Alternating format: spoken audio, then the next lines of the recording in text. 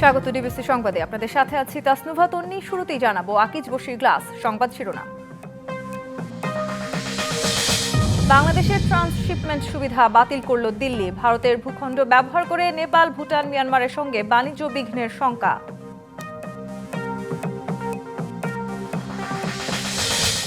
নিজের দেশ ভেবে বিদেশি উদ্যোক্তাদের বিনিয়োগের আহ্বান ডক্টর ইউনূসের। বললেন, বিশ্বকে বদলে দেওয়ার সক্ষমতা রাখে বাংলাদেশ।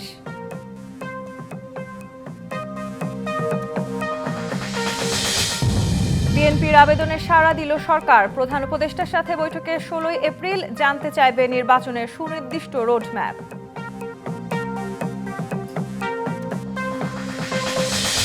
জাতীয় ও স্থানীয় নির্বাচনের জন্য ব্যালট সহ অন্যান্য সামগ্রী মুদ্রণে সরকারি প্রেসের সাথে বসবে ইসি। প্রস্তুতিমূলক বৈঠক 15 এপ্রিল। অতি গোপনীয় তথ্য নিয়ে দুদকে হাসনাত ও সার্জিস। মুজিব বর্ষের নামে 4,000 কোটি টাকা অপচয়ের অভিযোগে সংস্থাটির টিম গঠন।